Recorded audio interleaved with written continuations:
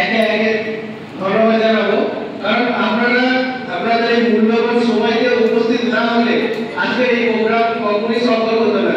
তাই আপনাদের প্রত্যেককে জানাই অসংখ্য ধন্যবাদ। এর পাশাপাশি আমি ডক্টর মনোরঞ্জন পাল, ডক্টর পি চ্যাটার্জি, ডক্টর মণি ব্যাপক এবং আমাদের টাইমে সমস্ত সমাজের ব্যানার্জি, মণি গোপাল প্রত্যেককে আমাদের প্রত্যেককে অসংখ্য অসংখ্য ধন্যবাদ জানাবো।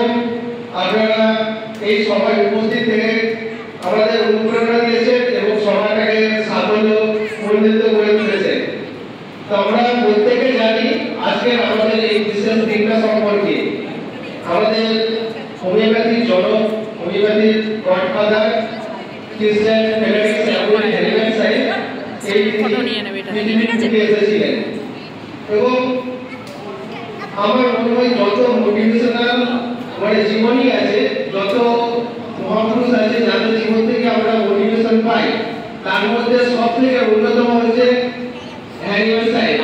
কারণ আমরা প্রত্যেকে জানি তিনি অত্যন্ত একটা গরিব পরিবার থেকে গরিব পরিবারে জন্মগ্রহণ করেছেন। একসময় তার প্রাথমিক পর্যায়ে পয়সার অভাবে তাকে স্কুল ছাড়তে বাধ্য হয়েছিল।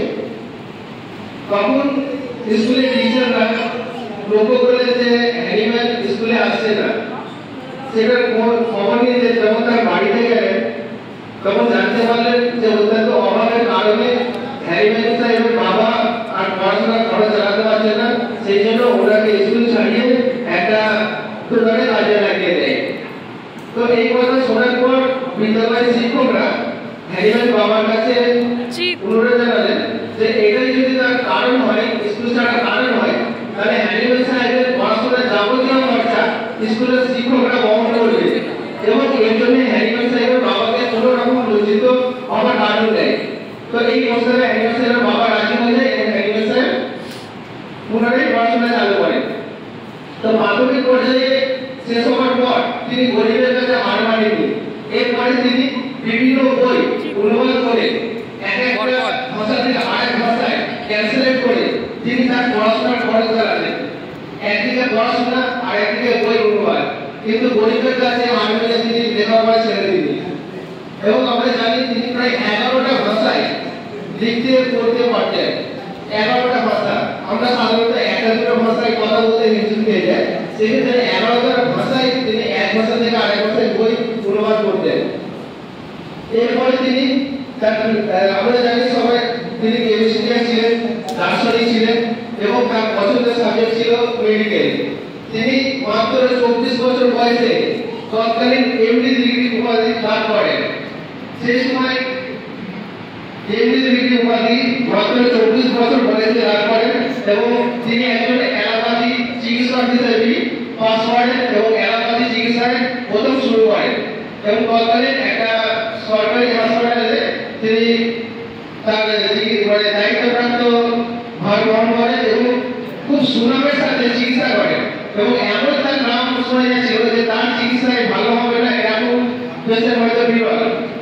তো প্রথমেই তার এতটা সুনাম ছড়িয়ে যায় এবং সেই সময় তিনি অনেক অর্থ কামাচ্ছিলেন, কিন্তু চিকিৎসা করতে করতে তিনি লক্ষ্য করলেন যে যে সমস্ত রোগীকে তিনি চিকিৎসা করছেন পেশেন্ট কয়েক বছর পর সেই রোগগুলো পুনরায় আবার ফিরে আসে।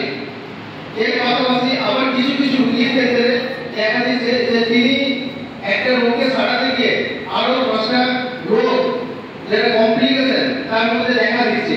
এতে তিনি বিস্ময় হলেন এবং তিনি চিকিৎসা বন্ধ করে দিলেন।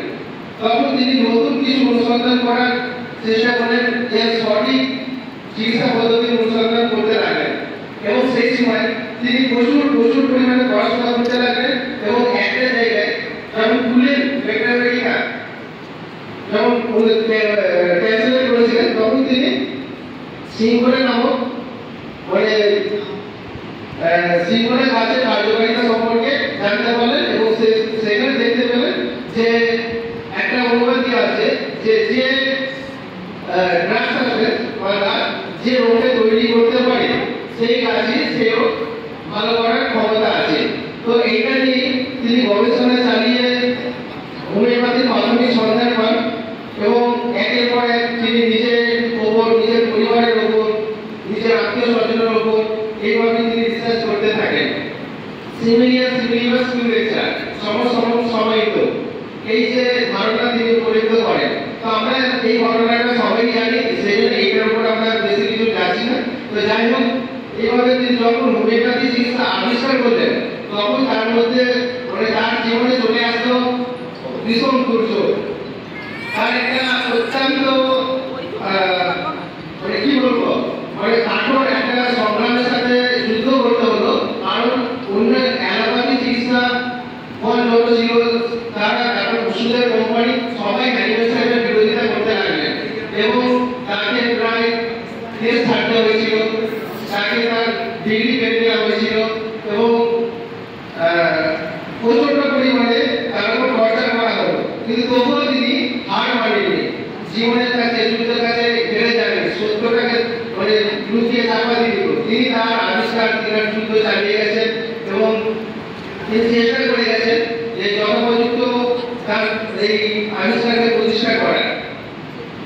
তো এরপরে যখন স্কারলেট ফিভার নামে মহামারী আসলো তখন তার সিম্পটমগুলো দেখে হ্যারিম্যান সাহেব বললেন যে এর মেডিসিন ফেলেটা হতে পারে এবং তিনি বিভিন্ন পত্র পত্রিকায় এই নিয়ে প্রচার করতে থাকেন এবং তার মেডিসিনকে সত্যি অ্যালোপ্যাথি মেডিসিনে যতটা ভালো রেজাল্ট পাওয়া যাচ্ছে এই মেডিসিনকে তার থেকে অনেক বেশি ভালো রেজাল্ট পাওয়া যাচ্ছে এবং তখন হোমিওপ্যাথির নাম শহরের কাছে